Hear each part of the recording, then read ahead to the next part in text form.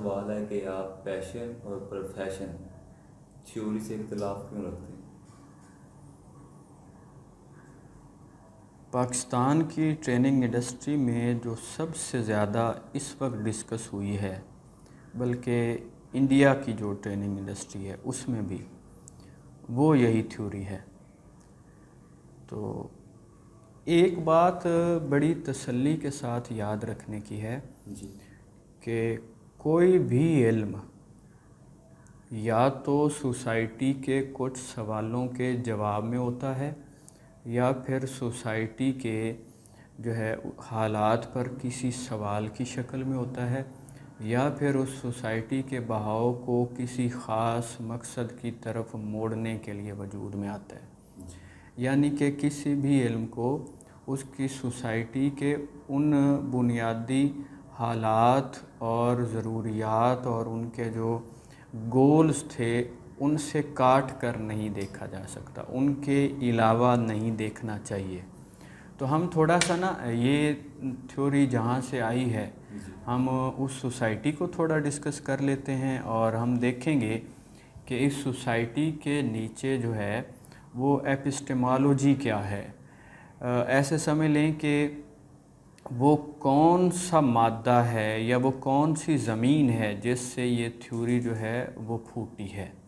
تو اس میں ہم تھوڑی سی ہسٹری ڈسکس کر لیتے ہیں۔ پہلے بھی میں نے ایک ویڈیو میں اس کو ہلکا سا ٹچ دیا تھا، لیکن پیشن پروفیشن پر تفصیلاً بات نہیں ہوئی تھی۔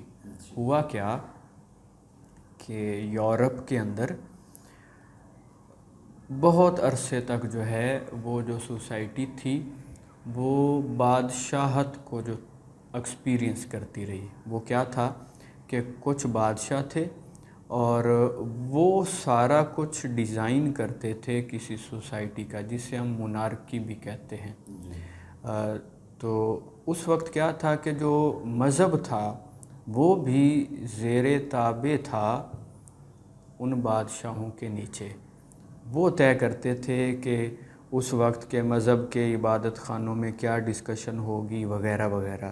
تو اس کا یہ نقصان ہو رہا تھا، یہ خاص طور روم میں تھا، اس کا یہ نقصان یہ ہو رہا تھا کہ جو بادشاہ تھا وہ کسی بھی مذہب کو اتنا ڈسکس ہونے دیتا تھا کہ جو قوم ہے وہ غلام یا اس کا حکم ماننے پر ایگری رہے، اور اس کے ظلم پر کوئی جو ہے وہ الوہی ریفرنس کے ساتھ سوال نہ کر سکے۔ بہت ساری صدیاں اس طرح گزریں۔ تو پھر کیا ہوا کہ جو مذہب تھا اس نے یہ جو تھا وہ اختیار سنبھال لیا کہ جو بادشاہ تھی یا جو بھی بڑا رینک تھا وہ مذہب کے جو ادارے تھے، جیسے کہ اس وقت چرچ تھا، وہ ان کے زیر تابع آ گیا۔ پھر مذہب جو تھا وہ ڈکٹیٹ کرتا رہا یا کہ ان کو گائیڈ لائن دیتا رہا، جو کہ بعد میں ایک استحصال کی شکل بن گئی۔ وہ بھی لوگوں پر جو ہے وہ کسی نہ کسی طرح ظلم کرنے لگ گئے۔ یا جو سب سے بڑی وجہ بنی مذہب کے انکار کی وہ یہ تھی کہ وہ جو اس کائنات کا علم ہے اس میں جو تھا وہ مذہب بہت زیادہ مداخلت کرنے لگ گیا۔ جیسے کہ گلیلیو نے جو ایک سائنسی نظریہ دیا جو کہ اس وقت ٹھیک سمجھا جاتا تھا، خیر اب تو اس پر بھی بہت سارے کویسچنز ہیں، تو عیسائیت اس کے راستے میں ایک بہت بڑی رکاوٹ بنی۔ اسی طرح نیوٹن کی تھیوریز پر بہت سارے جو تھے وہ کویسچنز تھے۔ اسی طرح اور لاتعداد سائنٹسٹ ہیں جن کو اپنی جو ہے وہ تھیوریز پیش کرنے میں مذہب کی طرف سے جو ہے وہ رکاوٹیں پیش آئیں۔ تو اس سماج نے یہ سوچا کہ ہمیں جو ہے وہ سائنس کو جو ہے یا کہ ہمارا بلکہ پولیٹیکل سسٹم بھی اس سے مذہب کو نکال دینا چاہیے۔ تو اس وقت میں ایک فلاسفر آئے، ڈیکارت۔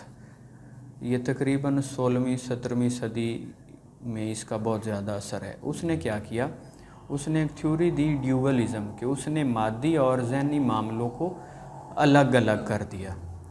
اچھا، جب بہت سارے معاملات میں مذہب کا جو ہے وہ کوئی بھی عمل دخل نہ رہ گیا، تو ایک فری لانس قسم کی کوشش تھی جو کہ ان کے اپنے ٹارگٹس تھے، جتنا انہیں سمجھ آتا تھا وہ کرتے رہے۔ تو بعد میں ایک اور فلاسفر آیا فریڈرک نیچے، جس نے کیا کیا کہ یہ کہہ دیا کہ مذہب ہونا ہی نہیں چاہیے. تو اس سے جو ہے نا وہ جتنے بھی علوم تھے اس وقت، ہر علم کا جو ہے نا وہ سینٹر ہوتا تھا خدا یا کہ مذہب.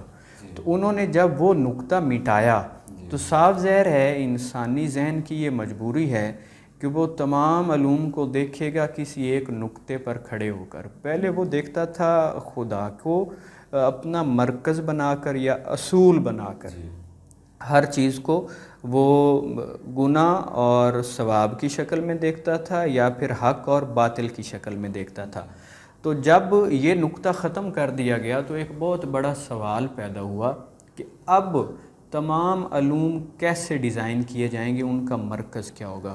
تو اس وقت جو سب سے بڑا جو تھا نا وہ مرکز لیا گیا، وہ لیا گیا انسان. یعنی کہ پہلے ہوتی تھی خدا پرستی، اس کے بعد آ گئی انسان پرستی، جسے ہم ہیومنزم کا نام دیتے ہیں. خیر، تو جب انسان جو ہے وہ کسی بھی مطلب کہ دائرے کا مرکز بن گیا تو کیا ہوا کہ تمام علوم اس انسان کی مرضی، اس کی خواہش، اس کی ڈیمانڈ کے مطابق جو ہے وہ ڈیزائن ہونے لگے. جیسے کہ دیکھا گیا کہ مطلب کہ نکاح کیسے ہونا چاہیے، شادی کیسی ہونی چاہیے، تو اس میں پہلے دیکھا جاتا تھا مذہب کے حوالے سے، اب آ گیا کہ انسان کیا چاہتا ہے. ٹھیک ہے، پھر شادیاں ایسے ہونے لگی. اچھا، کیریئر کون سا ہونا چاہیے، اس میں آ گیا جی انسان کیا چاہتا ہے.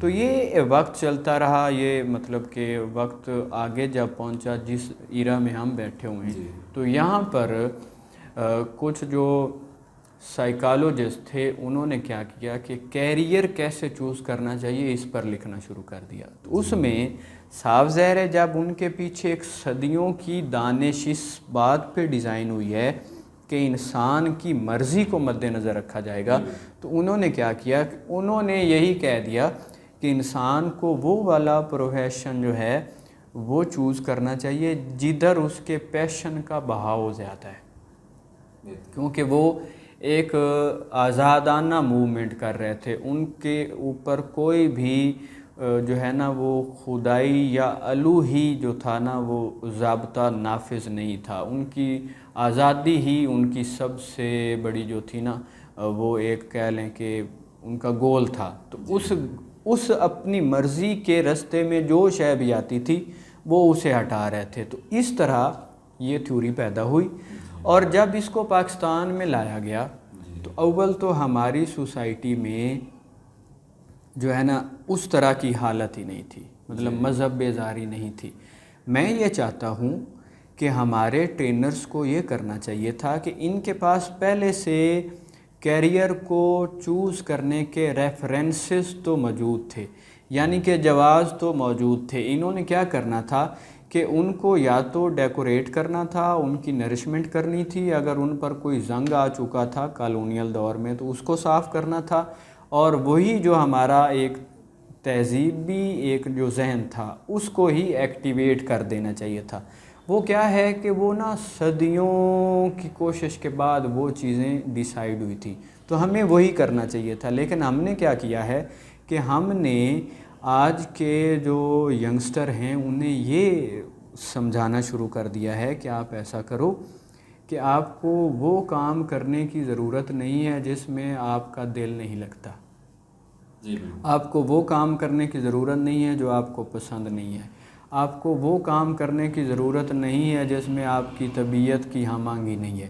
اب اس میں دیکھیں کہ بنیادی طور پر وہی ہیومنزم ہے، یعنی کہ خود پرستی یا انسان پرستی یا پھر اپنی طبیعت کے لگاؤ کی پرستش کرنا.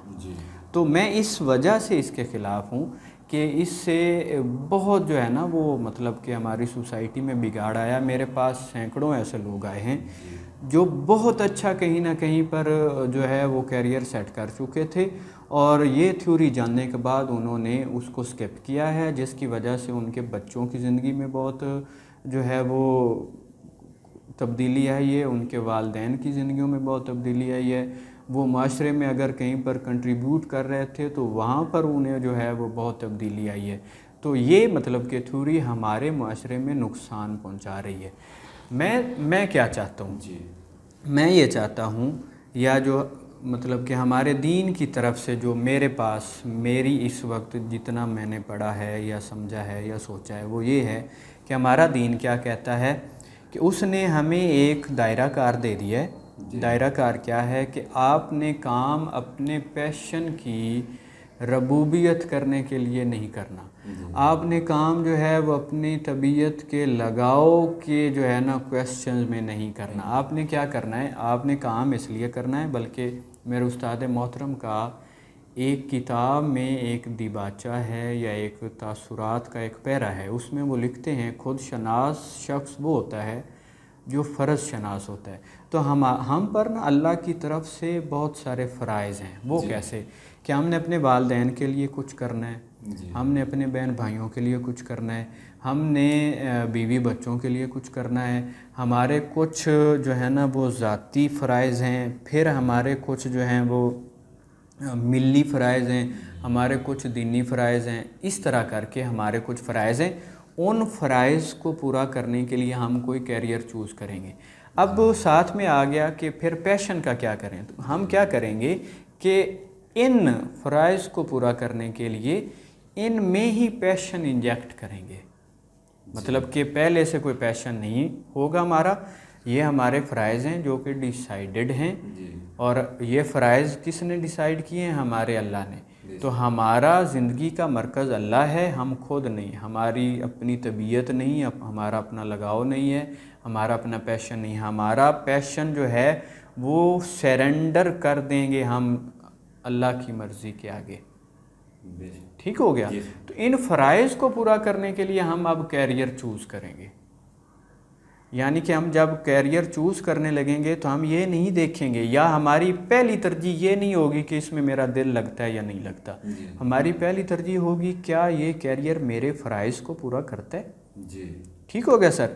اس کے بعد ہم دیکھ سکتے ہیں کہ کیا ہمارا دل بھی اس میں لگ رہا ہے یا نہیں، یا پھر ہم یہ دیکھ سکتے ہیں کیا اس میں ہمارا ٹیلنٹ بھی موجود ہے یا نہیں. اور میرے خیال میں جو ٹیلنٹ یا کہ یہ پیشن وغیرہ ہے یہ مطلب کہ نا ڈیزائن کیے جا سکتے ہیں. آپ کو جس طرح کا لٹریچر دینا شروع کر دیں، آپ کو جس طرح کی موویز دکھانا شروع کر دیں، آپ کو جس طرح کی باقی کہاوتیں وغیرہ دینا شروع کر دیں گے، آپ کے اندر اس طرح کا پیشن شروع ہو جائے گا. آپ اس طرح یا ان چیزوں کے بارے میں پیشنیٹ ہو جائیں گے. جیسے نا 6 ستمبر ابھی گزرا ہے، تو ہم اگر فوج کے نغمے سن لیں تو ہمارے اندر جو ہے وہ جہاد کا جذبہ جو ہے وہ پیدا ہونا شروع ہو جاتا ہے. اسی طرح اگر ہم بزنس ریلیٹڈ کوئی فلمیں دیکھ لیں تو ہمارے اندر بزنس کا جو ہے وہ پیشن پیدا ہو جائے گا. اسی طرح ہم پائلٹوں کی کوئی موویز دیکھ لیں تو ہمارے اندر وہ پیشن جو ہے نا یہ کریٹ کیا جا سکتا ہے، یہ بلٹ ان نہیں ہوتا. انسانی نیچر میں جو ہے وہ ان کا پیشن پہلے سے بنایا گیا نہیں ہے. کیوں نہیں بنایا گیا؟ کیونکہ اگر ہم نے پیشن کی ہی فلفلمنٹ کرنی ہے تو اخلاقی ضابطوں کی کوئی اوقات نہیں رہ جاتی. ہمارے مذہب میں، ہمارے دین میں خواہش کی جو ڈیفینیشن ہے وہ یہ ہوگی کہ کسی بھی شے کو حاصل کرنے کی جو کوشش ہے، اگر وہ کسی اخلاقی ضابطے کے علاوہ ہم کوشش کریں تو اسے ہم خواہش کہیں گے. جب ہماری خواہش یا پیشن، یہاں پر کیا، جب ہمارا پیشن کسی جو ہے وہ اخلاقی ضابطے میں پابند ہو کر اپنے آپ کو فلفلمنٹ میں لے جائے گا تو پھر وہ جائز ہوگا. مثلاً آپ چاہتے ہیں کہ جی آپ نے کچھ کھانا ہے، اب آپ کا پیشن کہتا ہے کہ جی گوشت کھایا جائے، لیکن آپ کا اخلاقی ضابطہ کہتا ہے کہ اسے پہلے ذبح کریں گے. تو اب دیکھیں پیشن پورا بھی ہو گیا لیکن آپ ایک اخلاقی ضابطے کے اندر رہے. آپ کا پیشن کہتا ہے کہ آپ نے جناب جو ہے نا وہ کوئی رشتہ بنانا ہے، لیکن آپ کا اخلاقی ضابطہ یا دینی ضابطہ کہتا ہے کہ اس کا جو ہے نا وہ نکاح کرنا ضروری ہے. اور آپ کا تہذیبی ڈھانچہ یہ کہتا ہے کہ آپ اپنے والدین کے تھرو کریں گے. یعنی کہ آپ ایک کسی گھر میں دیوار سے داخل نہیں ہوں گے بلکہ دروازے کے ذریعے داخل ہوں گے. تو اس طرح وہی چیز جائز ہو گئی. تو اپنے پیشن کو کسی اخلاقی ضابطے کے اندر رکھنا چاہیے۔ میں یہ کہتا ہوں کہ آپ کی زندگی کا امام آپ کا پیشن نہیں بننا چاہیے۔ وہ جب بن جائے تو جو پیشن ہوتا ہے نا، وہ احمد فراز نے ایک شعر لکھا تھا، دل کسی حال میں کانے ہی نہیں جانے فراز، مل گئے تم بھی تو کچھ اور نہ جانے مانگے۔ یہ جو پیشن ہوتا ہے نا، یہاں دل کا مطلب طبیعت لیا گیا ہے، آپ کے مطلب کہ جو طبیعت کے لگاؤ ہیں، وہ اوریجنل والا قلب نہیں لیا گیا۔ یہاں دل کا مطلب طبیعت ہے۔ جو طبیعت ہے اس کی کچھ ڈیزائننگ اس طرح ہے کہ آپ اس نے جو ایک چیز مانگی وہ دیں گے نا، تو پھر یہ اس سے کچھ بڑھ کے مانگے گا۔ سمجھے نا؟ مطلب کہ آپ کوئی شاید ڈیمانڈ کر رہے ہیں تو یہ اس میں نا پھر ڈیپ ہوتا جائے گا۔ پھر وہ جب پیشن ڈیپ ہو جاتا ہے نا تو وہ اخلاقی ضابطوں کو توڑ دیتا ہے۔ میں اس لیے پیشن کے جو ہے نا وہ خلاف ہوں۔ میں یہ چاہتا ہوں پیشن پر ہمیشہ ہمارا اخلاقی ضابطہ، ہمارے دینی فرائض سوار رہنے چاہیے۔ ٹھیک ہے نا؟ میں اس سینس میں خلاف۔ اور جو لوگ یہ ڈسکس کر رہے ہیں انہوں نے ایپسٹیمالوجی کو نہیں پڑھا، انہوں نے یہ علم کی ہسٹری نہیں پڑھی کہ یہ کہاں سے پیدا ہوا، کن سوالوں کے جواب میں پیدا ہوا، اس کا بیک گراؤنڈ کیا تھا، وغیرہ وغیرہ۔ یہاں تک سمجھ گئے؟ آگے اس پر کوئی بات؟ سر، یہ جب پیشن اور پروفیشن تھیوری کو پریزنٹ کیا جاتا ہے تو اس میں اکثر واصف صاحب کا ایک کال کوٹ کیا جاتا ہے کہ فرض اور شوق یکجا ہو جائیں تو سکون مل جاتا ہے۔ اس کے علاوہ جو ہے غالب نے بھی ایک جگہ پہ اپنے خطوط میں لکھا ہے کہ خوش نصیب ہے وہ شخص جس کا ذریعہ معاش اور شوق ایک ہو جائیں۔ تو اس حوالے سے ذرا۔ دراصل ہمارے ٹرینرز نے یہ کیا ہے کہ پہلے ایک نقطہ ڈیزائن کیا ہے، پھر اسے مطلب ڈیسائیڈ کیا ہے، اور پھر اسے ہماری سوسائٹی میں اتارنے کے لیے ہماری سوسائٹی کی بڑی شخصیات کے کال اٹھائے ہیں۔ اب سوال پیدا ہوتا ہے، میں نے اس پر اپنی کتاب میں ایک مضمون لکھا ہے جس کا عنوان پیشن اینڈ پروفیشن ہے، اور اس میں 50 فلاسفیکل کویسچنز ہیں۔ تو یہ کتاب چھپ جائے گی تو یقیناً جو اس تھیوری کے مبلغ ہیں، میں امید کرتا ہوں کہ وہ اس کا جواب دیں گے ان 50 سوالوں کے۔ خیر، جو بابا جی واصف علی واصف ہیں، سوال یہ بنتا ہے کہ انہوں نے جو لفظ فرض لکھا ہے اس فرض کا مطلب کیریئر کی ڈیوٹی ہے؟ آپ کیا کہتے ہیں؟ انہوں نے فرض کا لفظ ہے وہ کیوں لکھا ہے؟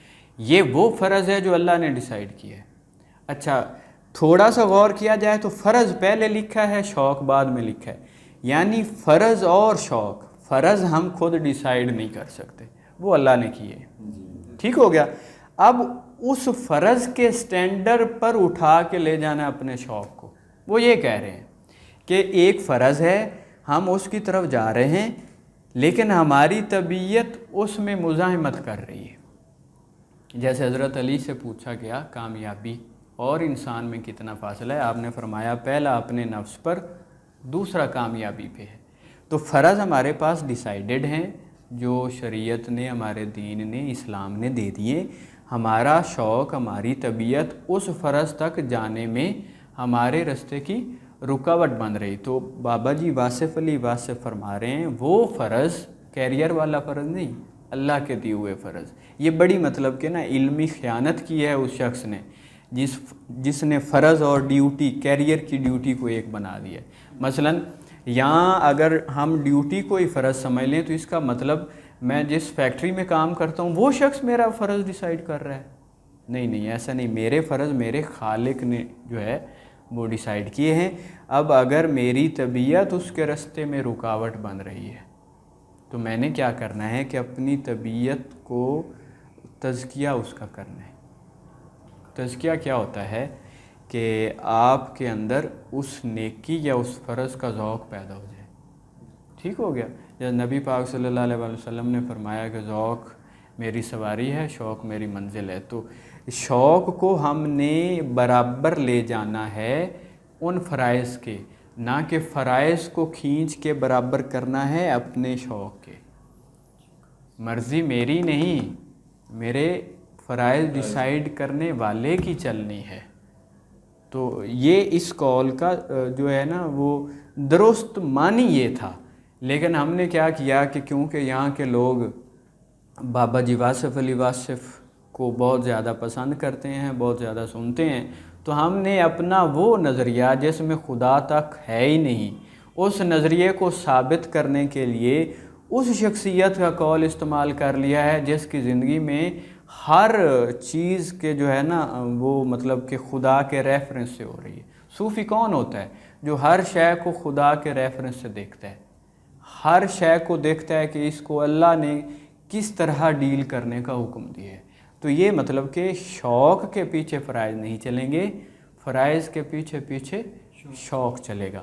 اور رہی بات غالب کی، غالب کا خط ہے تو ہم ساتھ میں ان کے ایک بڑی مشہور غزل ہے، ان کو دیکھے سے آ جاتی ہے جو منہ پہ رونق، وہ سمجھتے ہیں بیمار کا حال اچھا ہے۔ تو اسی سے آگے ایک ان کا جملہ ہے کام وہی اچھا جس کا معال اچھا ہے۔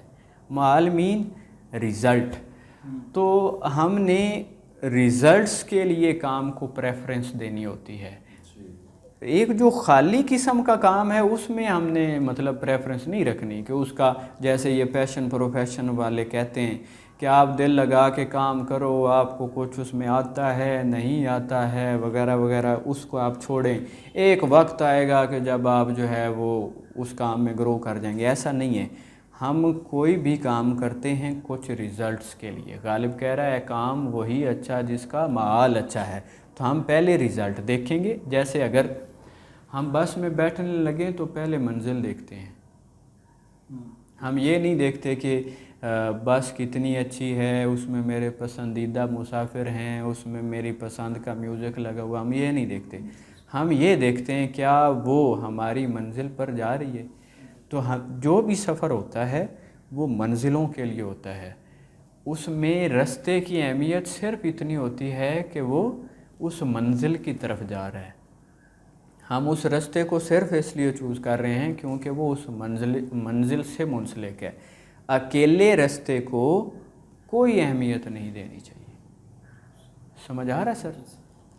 آگے مزید، کیونکہ یہ بہت ڈیفیکلٹ ہے، ہمارے بچوں کے ذہنوں میں نا یہ چیز بہت زیادہ راسخ ہو گئی۔ اس پر مزید کوئی کویسچن ہو سکتا ہے تو آپ کریں۔ مطلب آپ کا ماننا یہ ہے کہ فرائض کو مد نظر رکھ کے پیشن ڈیسائیڈ کرنا چاہیے؟ ہاں جی، فرائض میں پیشن پیدا کرنا چاہیے، ان فرائض کو پورا کرنے کے لیے پیشن آنا چاہیے، نہ کہ پیشن ہم جو ہے اسے شروع کر لیں اور پھر دیکھیں گے کہ اس سے فرائض پورے ہوتے ہیں یا نہیں ہوتے۔ جیسے نا وہ یورپ میں کیونکہ سمپل سی اسی زندگی کو ڈیسائیڈ کیا جاتا ہے، ہماری زندگی آخرت سے معنی لیتی ہے، تو ہم پہلے دیکھیں گے ہماری آخرت کیسی ہوگی ہمارے اس پیشن کے مطابق۔ آخرت کو پہلے دیکھیں گے، پیشن کو بعد میں دیکھیں گے۔ جی سر، یہ اکثر کہا جاتا ہے کہ آپ اپنا جو شوق ہے اسے دریافت کر لیں تو آپ کو منزل مل جائے گی، تو اس کو خود شناسی کے ساتھ خود شناسی کے ساتھ جوڑ دیتے ہیں۔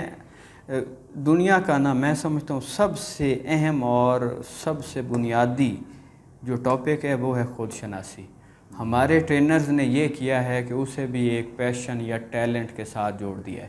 ایک سوال ہے کہ ہنی سنگھ نے یہ جان لیا کہ وہ ریپ کرنا جانتا ہے، تو کیا اب ہم اسے خود شناس انسان کہہ سکتے ہیں؟ قطعاً نہیں کہہ سکتے۔ کترینہ کیف نے یہ جان لیا کہ اس کا جسم جو ہے وہ سکرین پر پریزنٹ کرنے کے قابل ہے، وہ مطلب مختصر سے کپڑے پہنتی اور سکرین پہ آ جاتی، تو کیا ہم اسے صوفی کہیں؟ اب کیا ہم کہیں کہ یہ وہ خودی ہے جو اقبال نے کہی تھی کہ خودی کو کر بلند اتنا کہ ہر تقدیر سے پہلے؟ کیا یہ وہ خودی ہے؟ تو اپنی ایک صفت کو پہچان لینا ذات نہیں ہوتی۔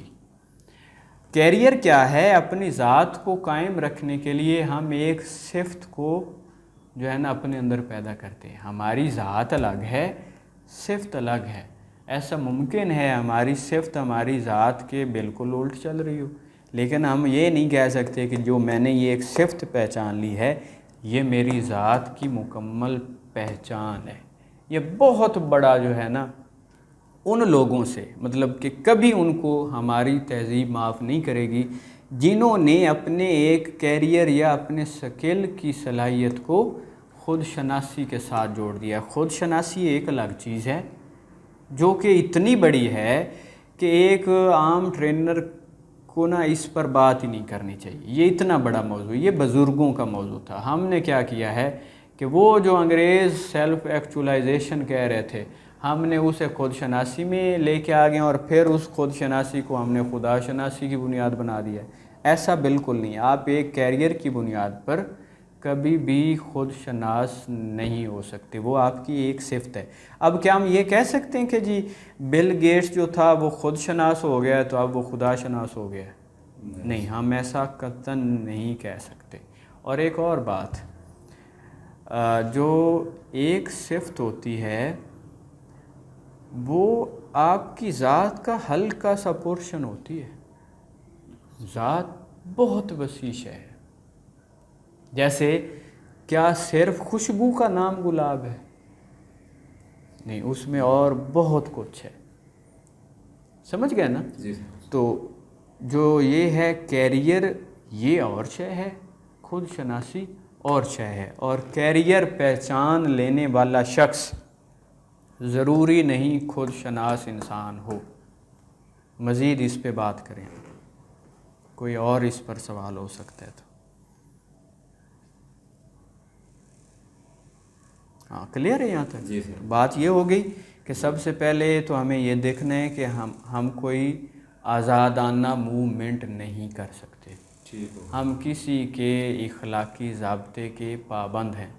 بلکہ اقبال نے کہا تھا، تیرے آزاد بندوں کی نہ یہ دنیا نہ وہ دنیا، یہاں مرنے کی پابندی وہاں جینے کی پابندی. تو ہمیں ہر حال میں کبھی نہ کبھی کسی نہ کسی طرح پابند رہنا ہے. ہاں، مرضی کے ساتھ پابندی ہو تو اس کے پھر کیا ہی کہنے. ٹھیک ہو گیا سر. دوسری بات یہ ہے کہ جو ہے نا ہماری یہاں کی جو ہمارے اس لوک کی، یعنی ہماری جو لوکل دانش ہے، وہ خود شناسی اور کیریئر کے بارے میں اس طرح بات نہیں کرتی جس طرح ہمارے ٹرینرز نے کی ہے. انہوں نے دراصل یہ کیا ہے کہ ایک آزادانہ اور ملحدانہ سا ایک کانسیپٹ تھا، ہیومنزم کا ایک کانسیپٹ تھا، جس کو یہاں پر اتارنے کے لیے یہاں کی دانش کو استعمال کیا ہے. جن صوفیاء نے، جن اولیاء نے، جن ہمارے جو ہیں وہ دانشوروں نے اس طرح کی چیزیں لکھی تھی، انہوں نے یہ چیزیں کیریئر کے لیے نہیں لکھی تھی، بلکہ انہوں نے انسان کی جو ایک مطلب بنیادی نقطہ ہے اس کی شناسی کے لیے لکھی تھی. اس میں کیریئر شناسی کا کوئی مطلب کہ لینا دینا نہیں ہے. وہ آپ کی ذات کی پہچان ہے، اور کیریئر آپ کی بہت ساری صفات میں سے ایک صفت ہوتی ہے. ٹھیک ہوگا سر؟ تو اس بات میں کبھی بھی مت الجھیں. بس صرف ایسا کریں کہ اللہ نے جو فرائض دیے ہیں ان کو پورا کرنے کے لیے کوئی کیریئر چوز کریں. تو پھر کیریئر وہ اچھا ہے جو میرے فرائض کو بہت جلد پورا کر دے اور میری اخلاقی شخصیت کو مسخ نہ کرے. کیونکہ کیریئر بھی میرے اخلاقی فرائض یا دینی فرائض کو پورا کرنے کا ایک ٹول ہے، نہ کہ وہ کوئی میرا ڈائریکٹلی فرض ہے. وہ میرے فرائض کو پورا کرنے کے ایک ذریعے کا نام ہے، وہ میرا ڈائریکٹلی کوئی فرض ہے ہی نہیں. اسی طرح پیسہ کبھی بھی میری ڈائریکٹلی ضرورت نہیں ہے. پیسہ بھی آگے کچھ فرائض کو پورا کرنے کے ایک زمینی ذریعے کا نام ہے. مثلا صرف پیسہ اکٹھا کر کے میں کچھ بھی نہیں کر سکتا. پیسے کی سارے جو افادیت کے پہلو ہیں وہ اس کے خرچ ہونے میں. تو پیسہ خرچ کر کے کچھ چیزیں اچیو کرنے کا نام ہے. ٹھیک ہو گیا؟ تو مجھے ان چیزوں، بلکہ ان چیزوں کے بھی استعمال آگے ہیں، ان چیزوں کے استعمال پر بھی اخلاقی ضابطے ہیں. تو مجھے ان سے مطلب ہے. مجھے نہ کیریئر سے مطلب ہے، نہ مجھے ڈائریکٹلی جو ہے وہ پیسے سے مطلب ہے، نہ اس پیسے کے کوئی مطلب کہ اپنی من مرضی سے خرچ کرنے کے سے مطلب ہے.